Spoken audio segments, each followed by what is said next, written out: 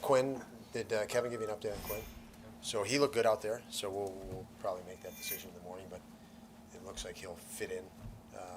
I'm guessing my conversation will go well with him after, because he looked good out there. Samuelson, we are not in a position to rush. I think Kevin, he's got to get his reps and feel good about and confident in where he's at. When that's the case, he'll go in, and again, I'll talk to him after the skate here now and see where he's at. But I think that's it. He's going to want to go in, though, right? You're going to have to really make that decision for him.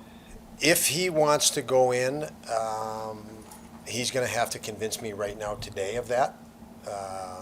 But you can see that in body language and everything else when you talk to players. But it has to be convincingly, only because he hasn't had a lot of practice time and he's been off for an extended time. But it's very encouraging that he, goes through practice, no hiccups, and he's confident. I think timing is going to be a challenge for anybody with that length of time off. With younger players, Don, it's challenging to not ride the emotional wave of a season. When you have such a younger team, how do you kind of get them out of that mental mindset, just given the stretch that you guys are in right now? Yes, very big challenge. It's even a challenge internally.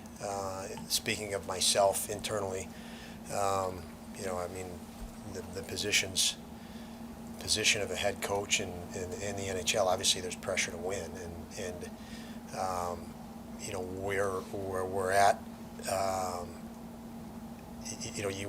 you don't want to bring any of frustration into that locker room that would impede the guys, make them overthink or play a little tight. So it's a balancing act, but we do know, being young, development is everything. We made a choice. We made choices that we need to stand by, and there's reason to stand by them because we've seen development. I mentioned it the other day.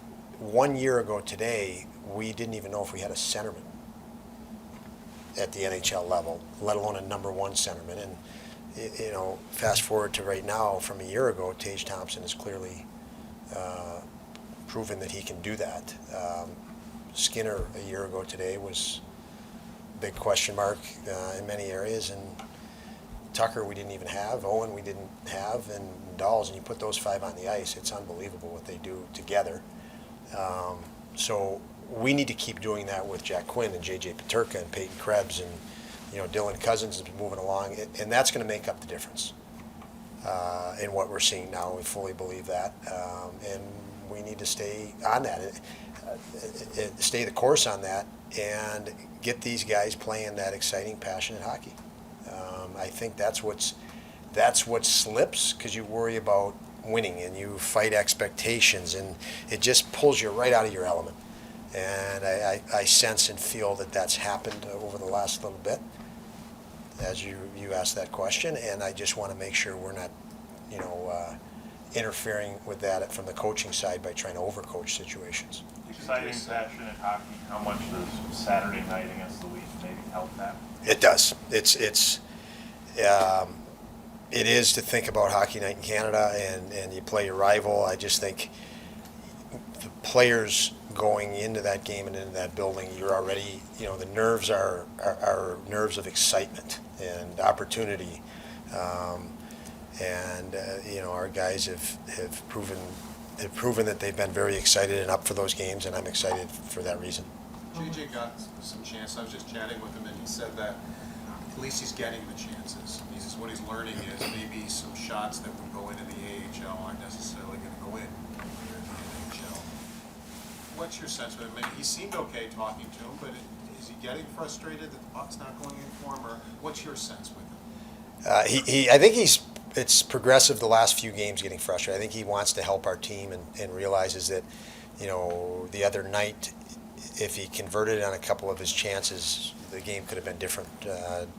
Either go ahead or tie, and the same thing prior games, hitting goalposts. And so I think that's his frustration, that he's not scoring, but he's in situations to help our team, and maybe put it over the top. So he's a very team-focused kid, and I love that. I mean, that's a huge bonus when you have a kid that's as talented as he is. He is driven to compete and help us win games.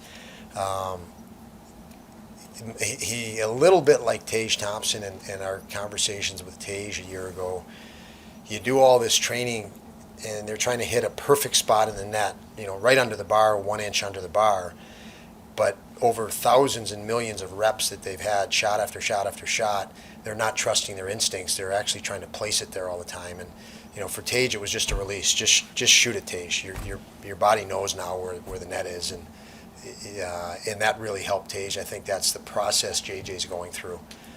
He feels it's hard to score goals. It's not. He's gonna, once he breaks through, he's not realizing the ease of it. The hard work that he's done already, I think he's putting too much pressure on himself, honestly. As far as UPL goes, just how much did it help him that he really embraced going back to Rochester? That's immense, because the psyche is everything when you talk about somebody in that window of development. I've spoken on UPL, and he's in that category of those young players. They're in such a huge window of development. And for a goalie, if we bring UPL up here, he's no longer in that development. He's in that, everybody expects him to be a number one goalie. And if he has a bad night, there's negative pressure right away. What's wrong with him? He's not the guy that's going to be the number one. So he would no longer be focused on development. He'd be focused on survival. And so for him to accept going back down there and see it as his opportunity to keep developing, which he may not have that as a focus if you're the number one guy in the NHL or you're in the NHL trying to win games. You kind of lose that focus. So for him to embrace that is really key, because it has accelerated his development. He is better every time. Every day down there, he's made himself better. Every game, he's fought harder in practice. He's harder. He's prepared better game to game. With the vision of once he establishes himself here, he's going to be judged and rated a whole lot differently, and his focus is going to be different. What's the last 24 hours been like for you? Thinking, can we practice? What time can we practice? Can we get players down here safely? Can we get to Toronto? What's the last 24 hours logistically? It felt like we were back in COVID. It did, with just so many unknowns. Felt a little bit like you're coming back on Christmas break even, with wondering if guys could get to the rink this morning. A situation where you wonder if flights are, guys are arriving back in town or there's cancellations on flights. It's sort of that thing. Can they even get to the rink?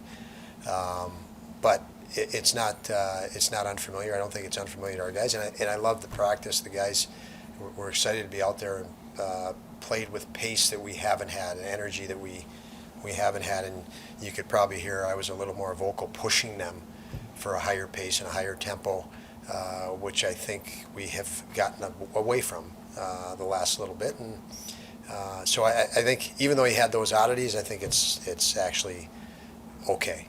There's nothing wrong with it.